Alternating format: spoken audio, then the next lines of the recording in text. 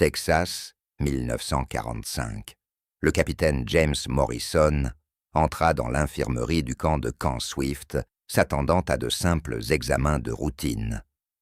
L'air du printemps était lourd de poussière, parcouru par le lointain meuglement du bétail, tandis que 40 femmes allemandes attendaient à l'intérieur immobile, comme de la pierre, leurs visages creusés, tels des branches mortes en hiver. Il avait déjà examiné des milliers de prisonniers soldats marins aviateurs, mais lorsque la première femme s'avança et retira son uniforme élimé, les mains de Morrison s'arrêtèrent net. Ce qu'il découvrit sous ce tissu le hanterait pour le reste de sa vie et le pousserait à enfreindre chaque règlement du manuel médical de l'armée. La guerre en Europe s'était achevée 3 semaines plus tôt. Les cloches sonnaient à travers l'Amérique, les confettis tombaient comme de la neige dans les rues de New York, et les soldats embrassaient leurs fiancés dans des actualités tremblantes.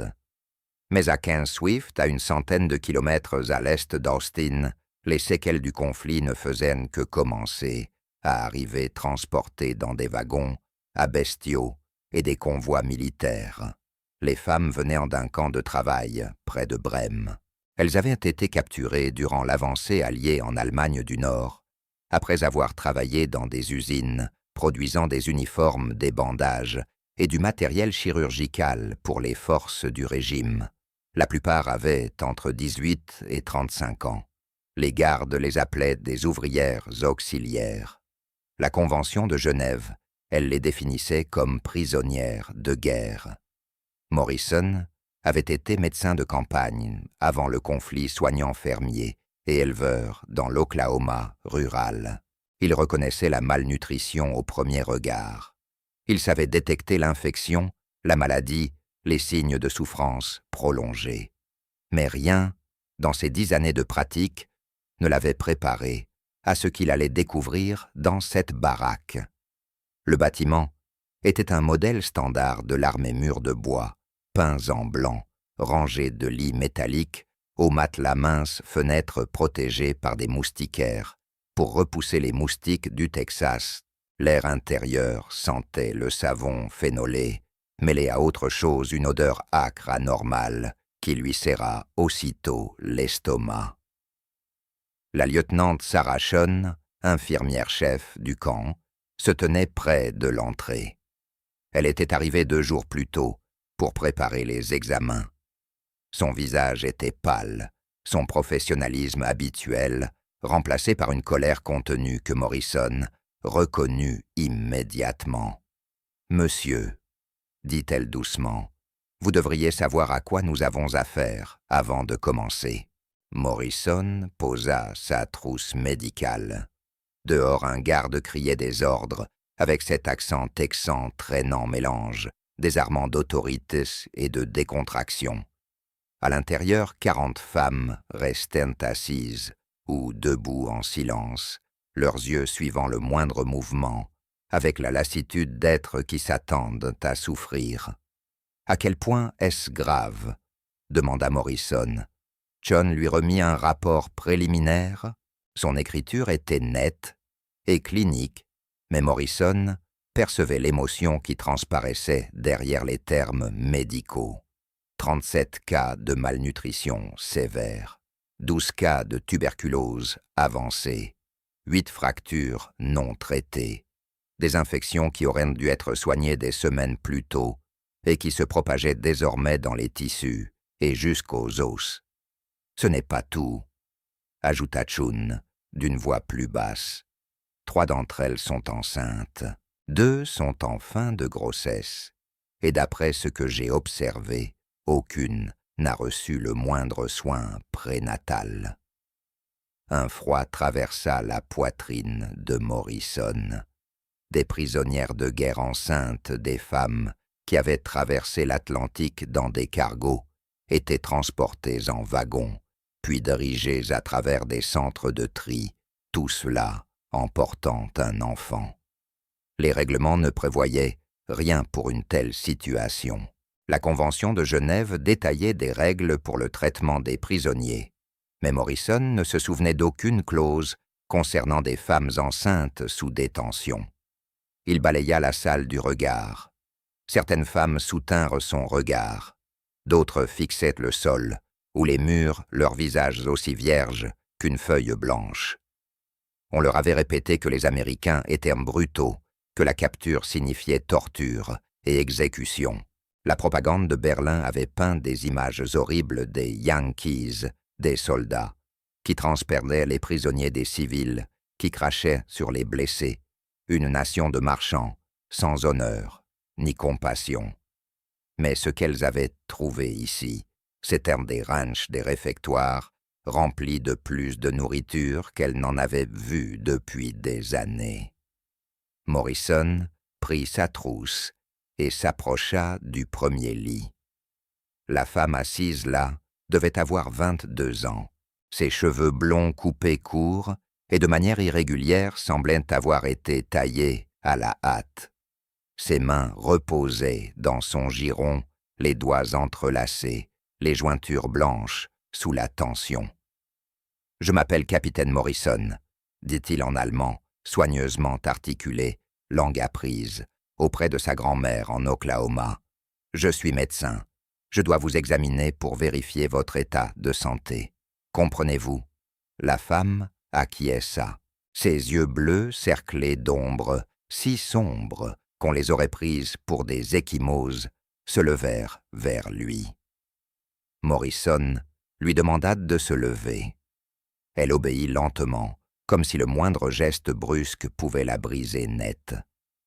Lorsqu'elle retira sa veste d'uniforme, il vit ses côtes saillir sous la peau, comme les barreaux d'une échelle, et ses clavicules projeter de longues ombres, tant elles étaient pointues.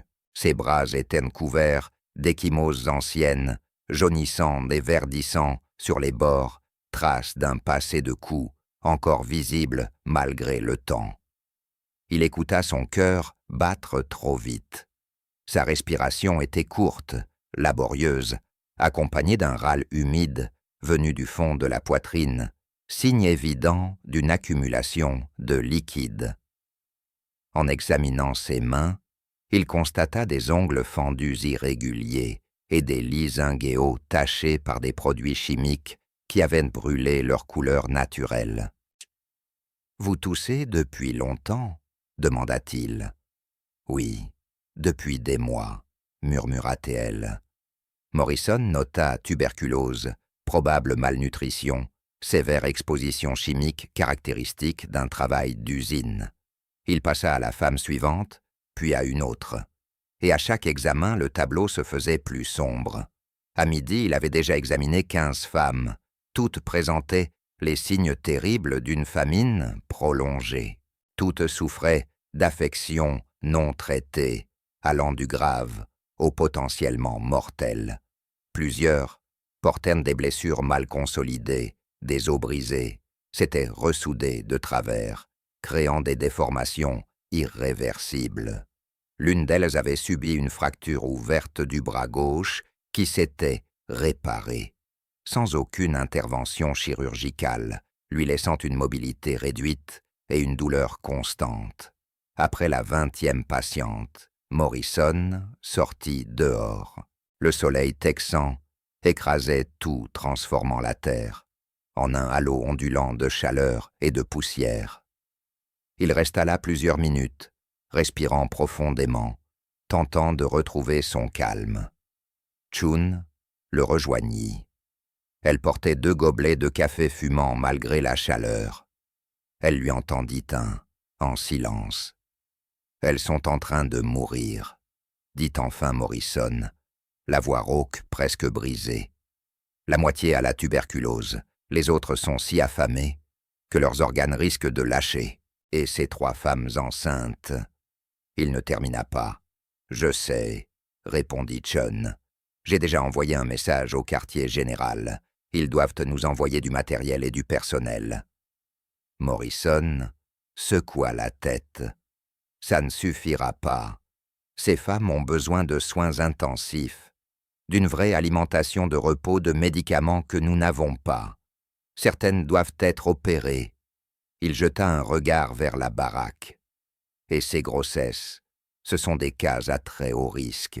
Sans intervention immédiate, on peut perdre les mères, les bébés, ou les deux. Le règlement était clair. Les prisonniers de guerre avaient droit à des soins adéquats selon les standards militaires, traiter les blessures urgentes, éviter les épidémies, maintenir un minimum vital. Rien qui ressemblait à une prise en charge lourde. Rien qui justifiait qu'on place des prisonnières avant des soldats américains. Et certainement rien qui autorisait de gaspiller des ressources limitées pour sauver des femmes ayant travaillé pour le régime responsable de la guerre. Mais Morrison n'était pas devenu médecin pour suivre un manuel. Il l'était devenu parce que son père était mort d'une appendicite quand il avait 12 ans, trop loin d'un hôpital pour être sauvé. Il se souvenait de son visage qui pâlissait, de sa respiration pénible et de l'impuissance absolue qu'il avait ressentie en regardant la vie s'éteindre dans une chambre de ferme. Ce jour-là, il avait juré de ne plus jamais rester sans agir. Cet après-midi-là, Morrison rédigea une demande d'urgence au commandant du camp. Il y détaillait la situation médicale avec précision, soulignant la gravité des cas et le risque de décès multiples sans action rapide. Il sollicitait l'autorisation de transférer les patientes les plus critiques à l'hôpital de la base, d'affecter davantage d'infirmières au secteur des prisonnières et d'obtenir des médicaments spécialisés. La réponse arriva en 2 heures. Demande refusée. Les ressources y étaient limitées. La guerre en Europe était terminée, mais le Pacifique brûlait encore. Les fournitures médicales étaient destinées aux troupes combattantes, pas aux prisonniers. L'hôpital de la base traitait déjà des soldats américains blessés. On autorisait Morrison à administrer des soins de base uniquement avec le matériel disponible. Rien de plus. Il relut la réponse 3 fois, la mâchoire se crispant davantage à chaque lecture. Puis il plia la lettre, la rangea dans son tiroir et retourna vers l'infirmerie des prisonnières. John s'occupait d'une femme enceinte lorsqu'il entra. Elle était allongée sur un lit de camp, son ventre gonflé, sous une couverture fine, respirant vite et difficilement. John avait déjà posé une perfusion faisant couler des fluides précieux dans des veines si fragiles qu'elles semblaient prêtes à s'effondrer. « Comment va-t-elle » demanda Morrison. « Prééclampsie » répondit Sean sans lever les yeux. Sa tension est dangereusement élevée.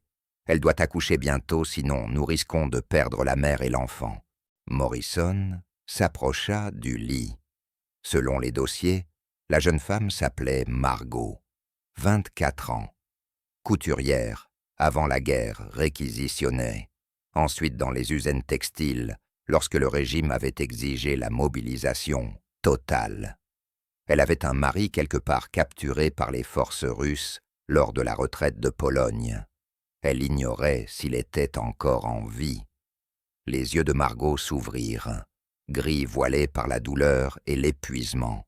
Elle fixa Morrison avec une expression qu'il n'oublierait jamais, ni peur ni colère, mais une résignation calme et déchirante qui lui serra la gorge. « Est-ce que je vais mourir ?» articula-t-elle en anglais, hésitant. Morrison tira un tabouret et s'assit près d'elle. Il prit sa main avec précaution, veillant à ne pas tirer sur la perfusion. Sa peau était froide, malgré la chaleur du Texas. « Non, » dit-il d'une voix ferme, « vous n'allez pas mourir, pas sous ma surveillance. » Ce soir-là, Morrison enfreignit son premier règlement.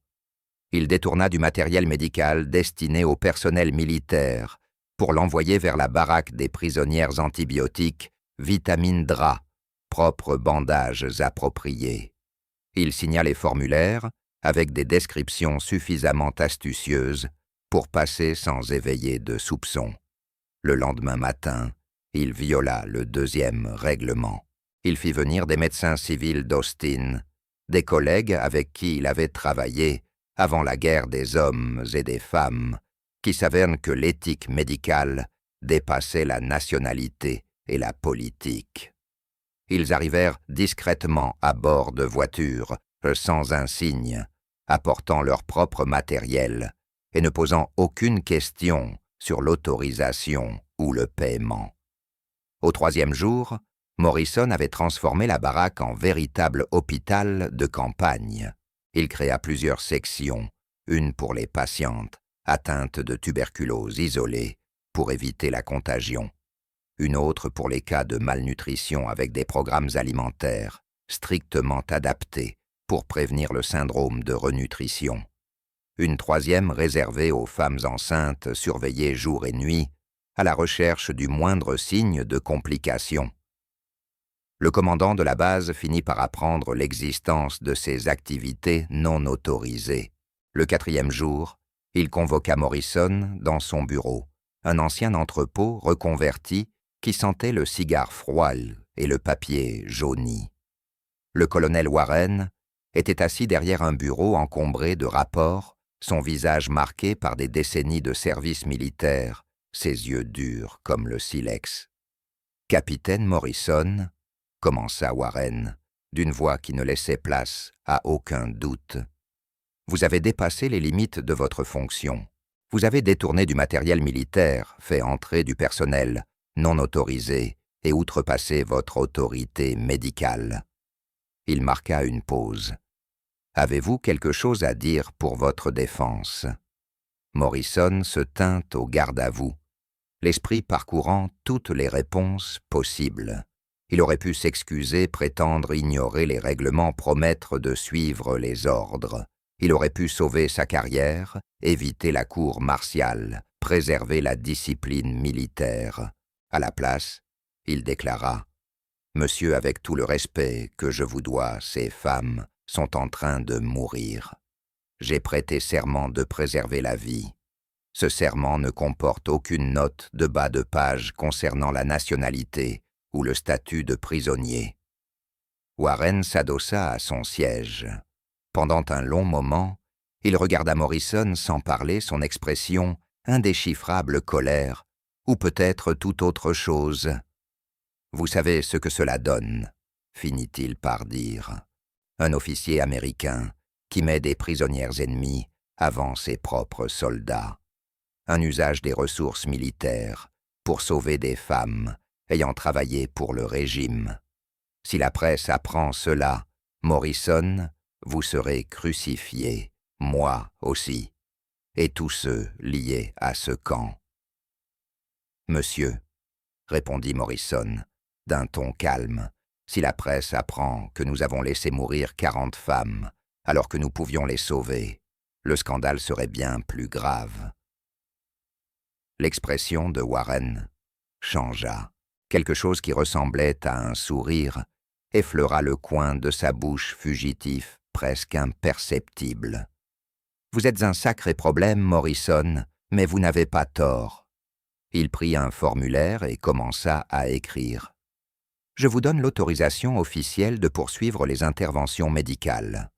Vous me rendrez compte directement de chaque action. Vous tiendrez des dossiers détaillés, et si tout cela nous retombe dessus, je vous jetterai sous le bus plus vite que vous ne pouvez l'imaginer. » Compris. Morrison sentit une tension quitter ses épaules, une tension dont il n'avait même pas conscience. « Compris, monsieur. Bien. Maintenant retournez là-bas et sauvez des vies. » Morrison rejoignit la baraque et rassembla son équipe médicale, élargit 3 médecins civils, 7 infirmières, dont John et 2 infirmiers militaires, ayant offert leur temps libre. Il leur présenta les cas, répartit les responsabilités et exposa les protocoles de traitement. Le travail devint impitoyable.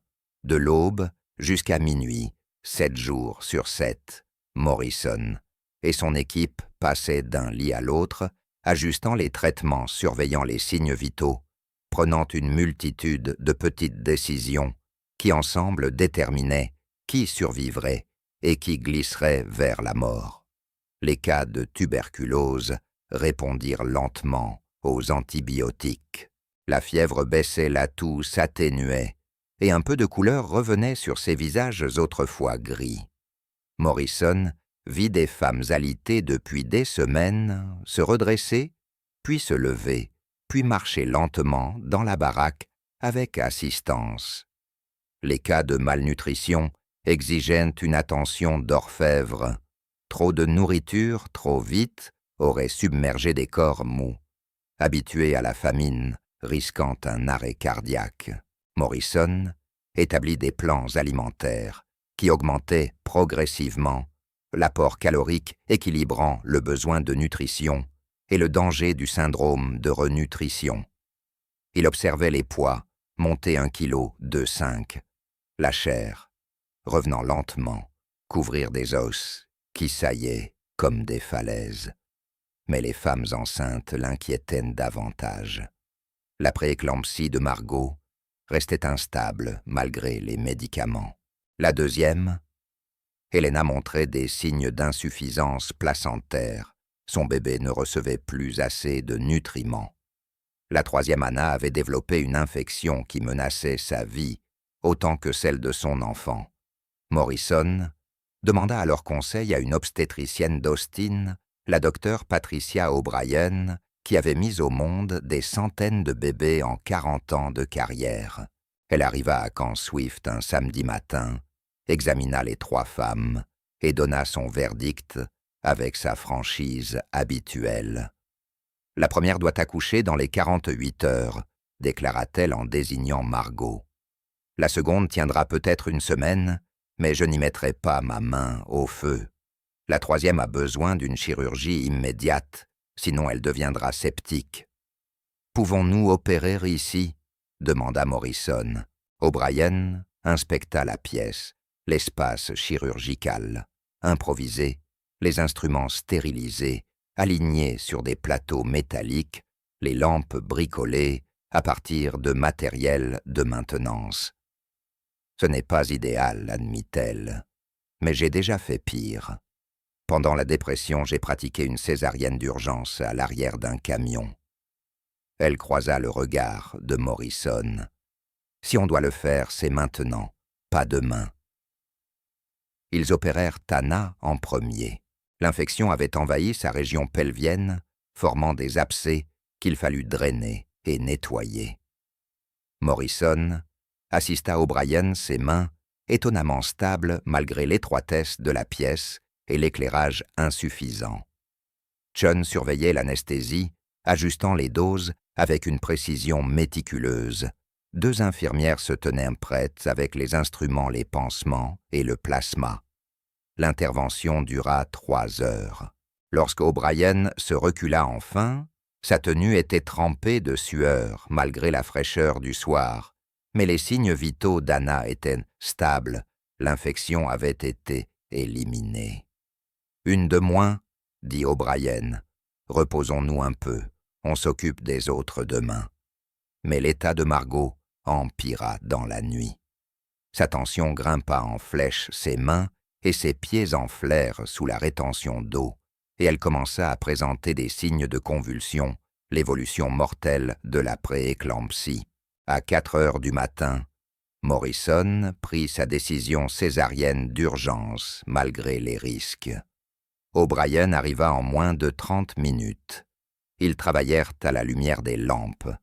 Les mains de Morrison suivaient des gestes qu'il n'avait jusque-là vus que dans des manuels médicaux guidés par l'expérience d'O'Brien et sa propre intuition. Le bébé sortit petit et bleu sans respirer.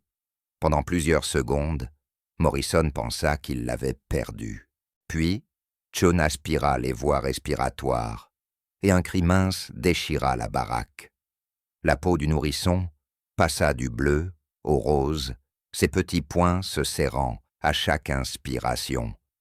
Margot, encore sous anesthésie, n'entendit pas le premier cri de son fils, mais Morrison vit les larmes glisser sur les joues de John lorsqu'elle enveloppa le nouveau-né dans une couverture propre. Ils le nommèrent Thomas, en hommage au père de Morrison, un symbole évident dans ce lieu où il avait appris ce que signifiait l'impuissance. 4 jours plus tard, Helena accoucha naturellement, malgré des complications que l'expertise d'O'Brien permit de maîtriser. Sa fille naquit petite, mais en bonne santé, une touffe de cheveux noirs et des poumons parfaitement fonctionnels. Anna, guérie de son infection, put accoucher 3 semaines plus tard. Son fils arriva en hurlant de vigueur, prêt à vivre. À la mi-été, la transformation frappait quiconque entrait dans la baraque. Les femmes arrivées squelettiques avaient retrouvé des formes saines. Les visages creux et gris étaient maintenant colorés. Les tuberculeuses respiraient mieux, leurs poumons se rétablissaient, l'énergie revenait. Les os cassés avaient été remis en place et immobilisés. Les infections avaient disparu et 3 bébés dormaient dans des berceaux improvisés, surveillés par des mères qui, autrefois condamnées, avaient reçu une seconde chance. Les autres prisonniers remarquèrent ce miracle silencieux. Dans les baraquements voisins, les soldats allemands apprirent l'existence de ce médecin américain qui avait enfreint les règlements pour sauver des vies ennemies. La rumeur se propagea dans le réseau de prisonniers, porté par des murmures et des billets clandestins. Morrison devint alors quelque chose d'inattendu, le symbole d'une contradiction profonde au cœur de la puissance américaine, une nation capable de mener une guerre totale avec une efficacité industrielle implacable, mais dont un médecin risquait la cour martiale pour sauver des femmes du régime vaincu. Un soir à la fin du mois d'août, Morrison s'assit devant la baraque observant le soleil texan peindre l'horizon de nuances d'orange et de pourpre. Sean le rejoignit portant 2 tasses de café, leur rituel du soir. 40 femmes, dit-elle doucement, toutes en vie, toutes sur la voie de la guérison. Morrison hocha la tête. Ce nombre lui paraissait à la fois immense et dérisoire. 40 vies sauvées au milieu de millions perdus. Une victoire minuscule dans une guerre qui avait englouti des continents. Vous vous demandez parfois si cela en valait la peine, demanda Chun. Briser toutes ces règles, risquer votre carrière, passer chaque heure, éveillé, à lutter contre la bureaucratie et la logistique militaire. Morrison pensa à Margot, qui lui avait demandé si elle allait mourir. Il pensa au premier souffle de Thomas, au cri farouche de la fille d'Helena, à la vigueur rageuse du fils d'Anna. Il pensa à ces femmes qui pouvaient désormais marcher seules, qui riaient parfois, qui chantèrent des chansons populaires allemandes, le soir croyant que personne n'écoutait. Chaque jour, répondit-il. Et chaque jour, la réponse est oui. La guerre prit fin dans le Pacifique en septembre. Le Japon se rendit après l'utilisation d'armes si dévastatrices que Morrison en avait du mal à concevoir la réalité. Les rapports circulant dans les canaux militaires ressemblaient à des récits d'un autre monde. Le globe entier entama alors la lente et douloureuse reconstruction, le décompte des morts, la recherche d'un moyen de bâtir la paix sur les ruines de la guerre totale. Les femmes allemandes furent finalement rapatriées, renvoyées vers une patrie qui n'existait plus sous la forme qu'elles avaient connue. Morrison reçut parfois des lettres, des nouvelles de leur vie. Margot retrouva son mari vivant. Ils se réunirent avec Thomas dans un camp de personnes déplacées près de Hambourg. Helena devint institutrice, élevant sa fille dans un pays qui apprenait à affronter son passé. Anna émigra au Canada avec son fils et bâtit une nouvelle existence, loin du poids des souvenirs anciens. Morrison resta encore 5 ans dans l'armée, puis retourna en Oklahoma. Il ouvrit un cabinet dans la même région rurale où son père était mort, soignant fermiers éleveurs et quiconque avait besoin de lui. Il ne parla jamais publiquement de son passage à Camp Swift, ne chercha ni reconnaissance, ni éloge.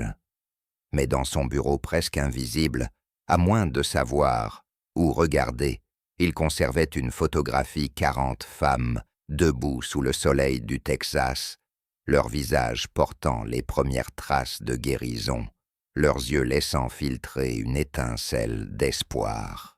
3 bébés dans les bras de leur mère. Et dans un coin de l'image presque hors cadre, le capitaine James Morrison et la lieutenante Sarah Sean, leurs blouses blanches éclatantes sur le fond brun et poussiéreux. Des années plus tard, lorsque des historiens commencèrent à documenter le système des prisonniers de guerre pendant la Seconde Guerre mondiale, ils trouvèrent les dossiers médicaux méticuleux de Morrison. Ils lurent ses rapports, ses réquisitions non autorisées, sa documentation détaillée de chaque décision ayant enfreint les règlements, au nom du serment qu'il avait prêté. Ils notèrent qu'il avait été réprimandé 2 fois, recommandé pour une cour martiale, puis finalement décoré par le chirurgien général pour service médical exceptionnel. Mais ces dossiers ne pouvaient pas saisir ce que Morrison avait compris profondément. Les 40 vies sauvées à King Swift représentaient quelque chose de bien plus grand que des soins médicaux ou un geste humanitaire. Elles incarnaient un choix, celui d'un homme, dans un lieu précis, à un moment donné de placer l'obligation morale de la médecine au-dessus des classifications commodes de la politique en temps de guerre. En Allemagne, ces femmes avaient été des ouvrières au service du régime complice d'une machine d'oppression. Sur l'Atlantique, elles n'avaient été que des prisonnières dépouillées de leur identité. Mais dans cette baraque texane, sous la protection de Morrison, elles redevenaient ce qu'elles avaient toujours été, des êtres humains dont la vie comptait, dont la souffrance exigeait une réponse, dont la survie méritait d'être défendue, malgré l'uniforme, la nationalité ou les cris de ceux qui pensaient que la compassion n'avait pas sa place après la guerre. Les enfants grandirent. Thomas devint ingénieur. La fille de Helena devint médecin. Le fils d'Anna, enseignant. Ils vécurent des vies que leurs mères avaient failli perdre, fondèrent leur propre famille et participèrent chacun à leur manière à la lente reconstruction d'un monde brisé. Et même si la plupart ne connurent jamais toute l'histoire de leur naissance, même s'ils n'eurent pas conscience de la mince frontière entre leur existence et le néant, ils portèrent en eux quelque chose d'essentiel, la preuve que même dans les heures les plus sombres, un acte de compassion isolé peut se répercuter à travers les générations. Morrison mourut en 1983, à l'âge de 74 ans, dans la même maison de ferme de l'Oklahoma, où son père s'était éteint des décennies plus tôt. Son avis de décès mentionnait son service militaire, sa longue carrière au service de la médecine rurale, son dévouement envers sa communauté. Il ne parlait pas de Camp Swift, ni des 40 femmes, ni des règlements qu'il avait enfreints. Mais à ses funérailles, 3 vieilles femmes se présentèrent. Elles avaient voyagé depuis l'Allemagne, depuis le Canada, leur visage marqué par l'âge, mais encore reconnaissable pour quiconque avait vu la photographie. Elles se tinrent ensemble, au bord de la tombe, ne dirent pas un mot, et déposèrent 40 roses blanches sur le cercueil avant de repartir. Les autres personnes présentes ne comprirent pas ce geste. Les enfants de Morrison demandèrent qui étaient ces femmes et quel lien elles avaient avec leur père. Mais son épouse, qui avait entendu toute l'histoire, une nuit de nombreuses années auparavant, se contenta de sourire et de dire « Ce sont des personnes dont ton père a changé la vie ». Elle savait que c'était sans aucun doute l'euphémisme le plus profond qu'elle ferait jamais. Sous la chaleur texane de 1945, le capitaine James Morrison avait vu des femmes mourir et avait fait un choix. Non parce que les règlements l'y autorisaient, non parce que la politique militaire l'y encourageait, non parce qu'il espérait une récompense ou une reconnaissance, mais parce qu'il était médecin. Et les médecins sauvent de vies. Certaines obligations dépassent les frontières temporaires, entre guerre et paix, vainqueurs et vaincus, nous et eux. 40 vies, 3 bébés. Un homme qui avait compris que la véritable mesure d'une civilisation ne réside pas dans la manière dont elle traite ses amis en temps de paix, mais dans la manière dont elle traite ses ennemis en temps de crise. Ce soir d'août, le soleil se coucha sur Camp Swift, projetant de longues ombres sur le camp. À l'intérieur de la baraque, des femmes dormaient paisiblement pour la première fois depuis leur capture. Des nourrissons tétaient au sein de leur mère, et le capitaine Morrison, assis dehors avec la lieutenante Chun, buvait son café en sachant qu'il avait enfreint toutes les règles et qu'il le referait sans hésiter, car certaines choses méritent qu'on se batte pour elles, surtout lorsque personne ne regarde, lorsque personne ne tient les comptes, et lorsque l'histoire pourrait bien oublier votre nom. Les histoires, comme celle du capitaine James Morrison, nous rappellent que la compassion peut elle aussi changer le cours de l'histoire. Si vous souhaitez découvrir d'autres récits authentiques, porteurs de lumière, au cœur des ténèbres de la guerre, abonnez-vous, laissez un like et partagez la vidéo pour que davantage de personnes puissent la connaître.